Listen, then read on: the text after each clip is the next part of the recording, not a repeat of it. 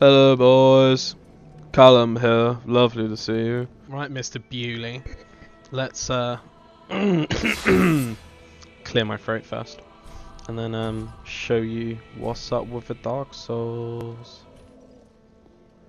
Right, so, first things first, kill this bitch.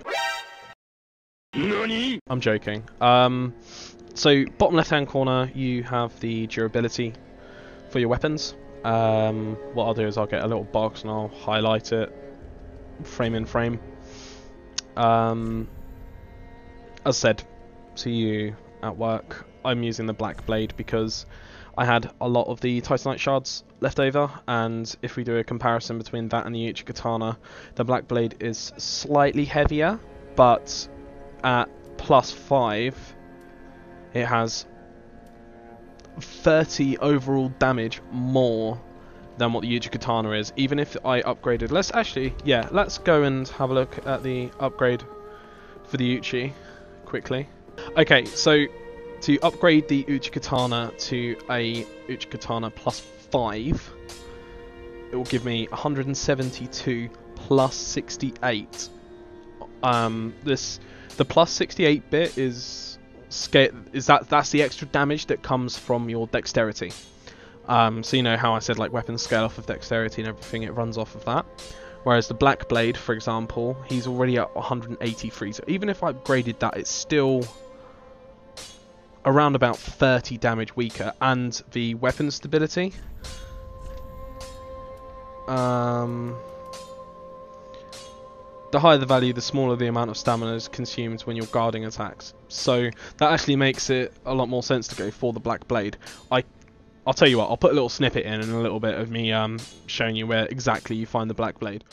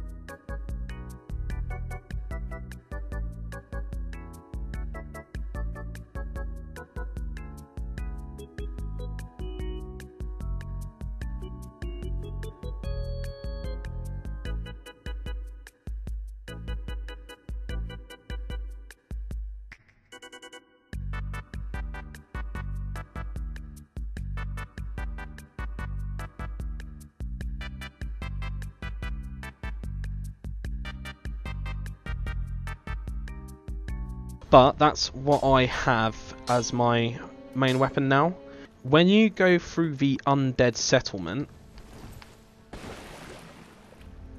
you're going to come across, obviously in my game save he's dead, but in your game save, when you come to the undead settlement, you're going to come across this guy. He's going to be standing on the end of the bridge with a load of other people. You'll see literally like 20 to 30 of these guys. And when you do, make sure that you talk to him and bring him back to the Firelink Shrine, because you can activate a little side quest, which is quite cool. However, it does make you ugly as fuck. Let's take that off for a minute. See?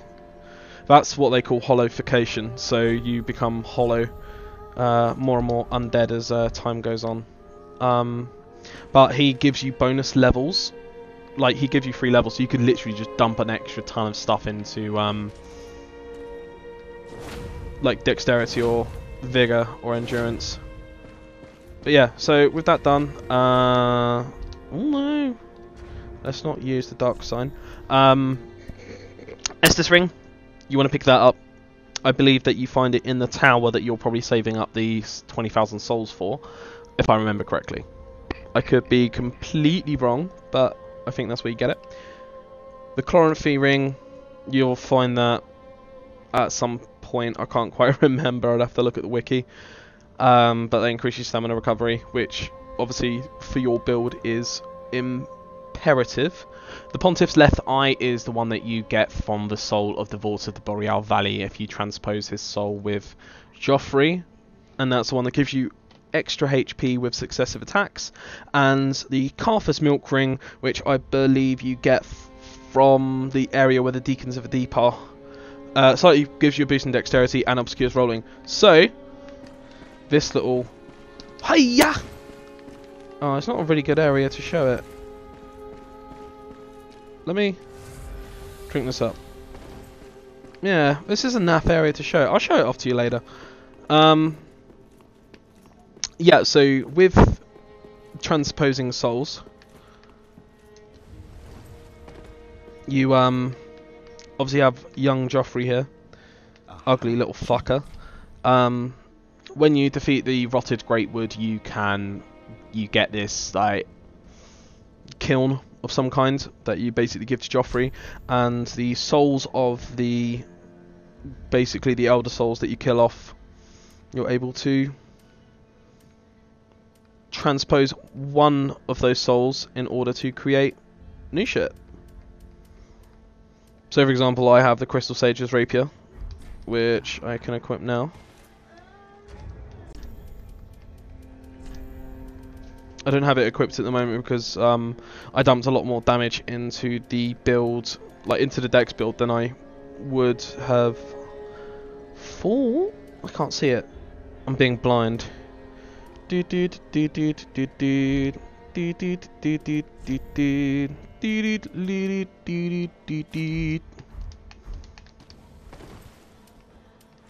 So,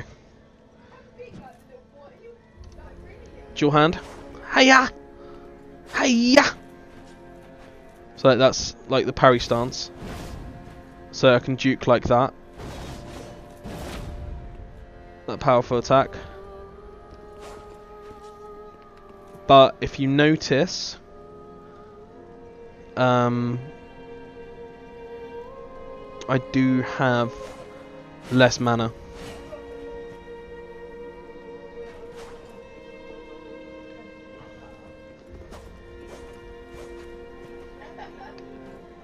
So that's quite cool.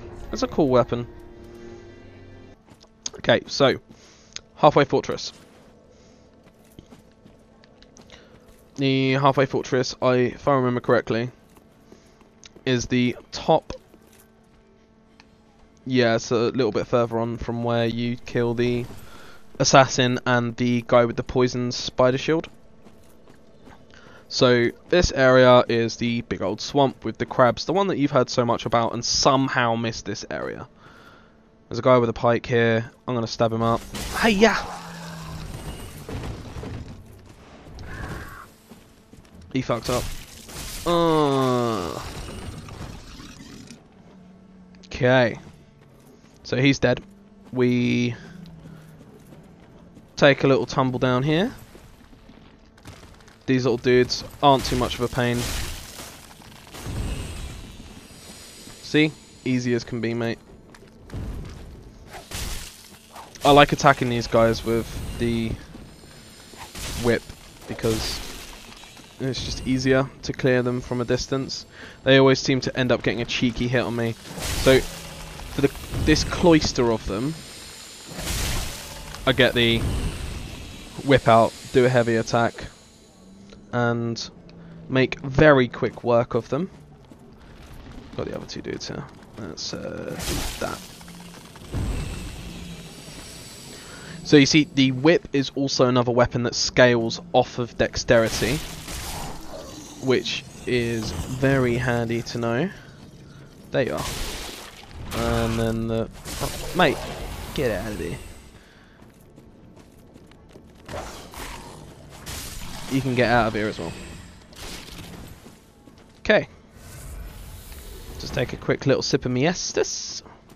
Don't want a torch. Oh. Hello, boys. Callum here. Lovely to see you. Even though I'm ugly as all hell. Let's whip these guys. Ah, okay, so I pulled one. Unintentionally.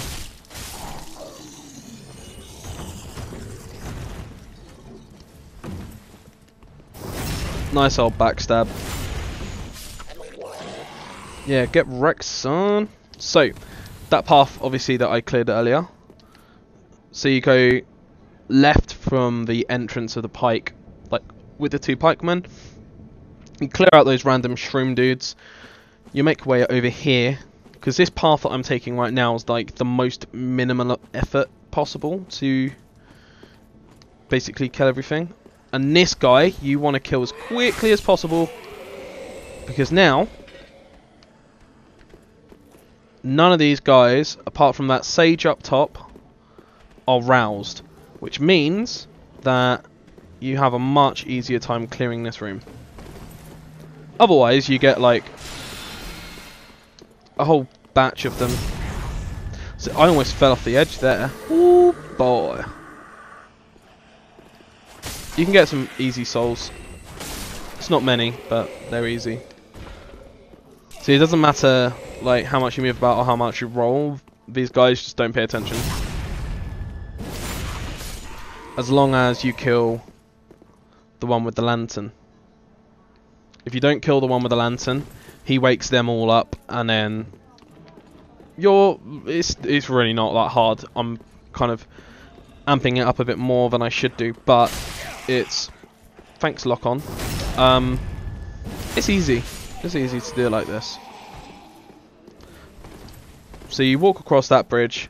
You can go down there and you find a couple more items. I would tell you if I could remember. Then there's this second room here. So you have one friendo here.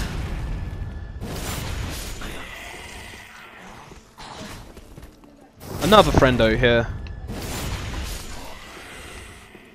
There are 2 hidden friendos as well. This friendo. And this friendo. Ah, oh, I got hit by the sage. That's sad.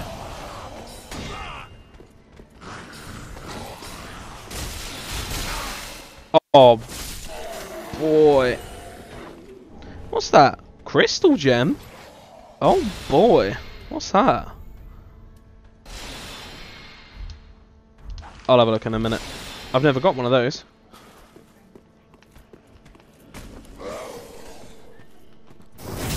Easy backstab. Yeah, so you clear this room of all the baddies. I've shown you exactly where all the baddies are. And you have this nice little archway.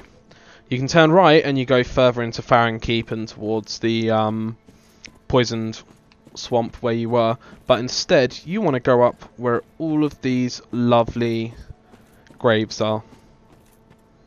And you come across what looks here like an arena.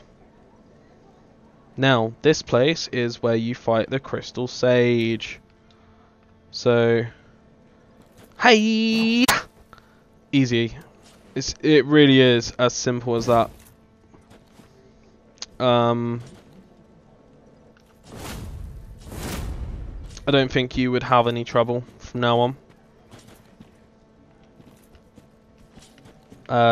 But in case you do, you have 2 paths to travel. You've got that path over there, and you have a little path behind the arena up there as well. I don't actually think I've gone this way before. But yeah, so basically the Crystal Sage begins here, where the bonfire is, and then when you do enough damage to him, he'll split himself off into his multiple forms and go all around this arena. So that is it for now. I hope it was helpful.